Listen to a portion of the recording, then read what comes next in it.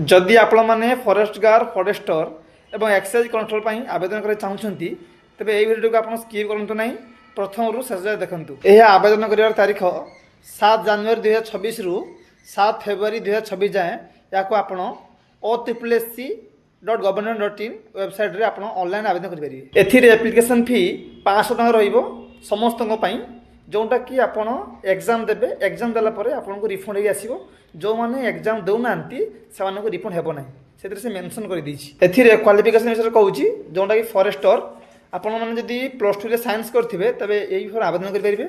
एथिरे total post 47 अछि एवं आपनर अछि फॉरेस्ट गार्ड जदी आपन 10 क्लास पास करछंती तबे आपन फॉरेस्ट गार्ड पय आपन आवेदन कर परिबे।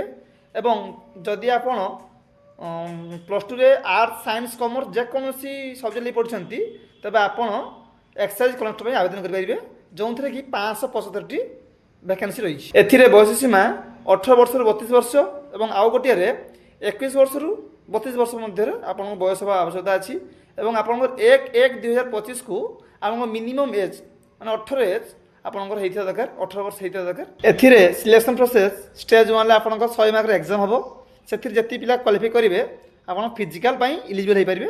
फिजिकल परे आपनकर मेडिकल अछि मेडिकल परे आपन जॉइनिंग पाइबे। आपनकर कोन कोन हबो म आपन डिटेल्स कहूची। एही जो 100 मार्क रे एग्जाम हबो सेथिरे एससी एसटी माननकु 30% मार्क रखिया पड़िबो एवं एससी बीएससी यूआर माननकु 35% आपन रखिया पड़िबो। जदि क्वालिफाई मार्क न रखि परछंती तबे आपन एलिजिबल हे परनांती। एथिरे जो फिजिकल मेजरमेंट टेस्ट हबो फॉरेस्ट गार्ड फॉरेस्टर पई फर्स्ट कहूची UR SC BSC SC male candidate सेमानकर हाइट 168 सेंटीमीटर आवश्यक रही एवं एसटी मेल मान 158 सेंटीमीटर आवश्यक रही एवं सेमानकर पुओ मानकर चेस्ट नापा जाए जो ना कि अनएक्सपेंडेड 21 सेंटीमीटर और एक्सपेंडेड 5 सेंटीमीटर आप 5 सेंटीमीटर फुलवाई पड़ो। तापर आपंकर आसी फीमेल मानक सेमानकर 153 सेंटीमीटर हाइट आवश्यक रही। Excise constable physical measurement test रे आपनकर यूआर एससीबीसी मानकर मेल रो उच्चता 168 सेंटीमीटर एवं आपनकर वेट 55 केजी एवं आपनकर चेस्ट 79 सेंटीमीटर अनएक्सपेंडेड तापर एक्सपेंडेड 5 सेंटीमीटर आपन फुलेबे। तापर आपनकर एससी एसटी मेल कैंडिडेट मानकर 163 सेंटीमीटर हाइट आवश्यकता रही। आपनकर वेट 50 केजी दरकार आपनकर चेस्ट 76 अनएक्सपेंडेड एवं आपन 5 फुलेबे माने आपनकर 81 सेंटीमीटर। तापर आपनकर आसीबो वुमेन मानकर फीमेल यूआर एससीबीसी मानकर उच्चता 158 सेंटीमीटर आवश्यक रही एवं आपनकर वेट 47 केजी 500 रे आवश्यक रही एवं एससी एसटी मानकर हाइट फीमेल मानकर 153 सेंटीमीटर आवश्यक रही एवं वेट 45 केजी।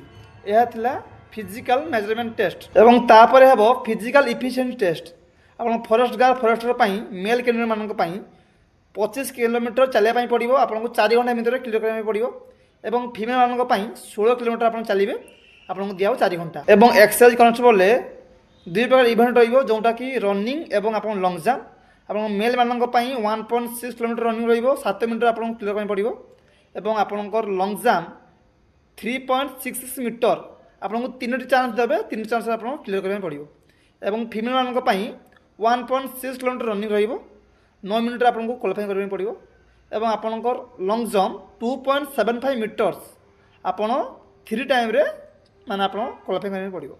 आपनकर 3.66 पाखापाखि 12 फुट पाखापाखि आपको मारे पड़ो एवं 2.75 मीटर्स अर्थ होची आपको 9 फुट रे आपको लंग जंप क्लियर करने पड़ो। एक्सरसाइज कॉन्स्टेबल पई आपनकर ग्रेस मार्क रही जोटा कि आपनकर यदि एनसीसी रे बी1 सर्टिफिकेट अछि आपन 1 मार्क पाउछंती यदि आपनकर एनसीसी रे सी सर्टिफिकेट अछि तो आप 2 मार्क ग्रेस मार्क पाइपर।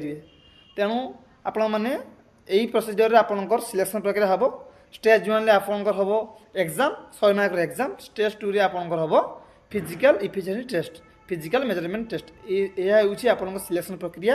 यही कंबाइंड रिक्रुटमेंट रे जो 100 मार्क एग्जाम हम से 5टी सब्जेक्ट विषय रे आपंकर क्वेश्चन आसीबो आपंकर mathematics GS Odia grammar English grammar एवं आप कंप्यूटर ए 100 मार्क एग्जाम हम आप प्रत्येक सब्जेक्ट रू 20 मार्क क्वेश्चन आप देखा पाइबे। आप या गोटे सिलेबस आपको कहीदेवी जोड़ा अच्छी आप सिलेबस देती डिटेल्स सिलेबस आपको कहीदेवी नेक्स्ट वीडियो आपको कहीदेवी। तेणु आप पढ़ापढ़ी स्टार्ट कर दिंतु। जय जगन्नाथ।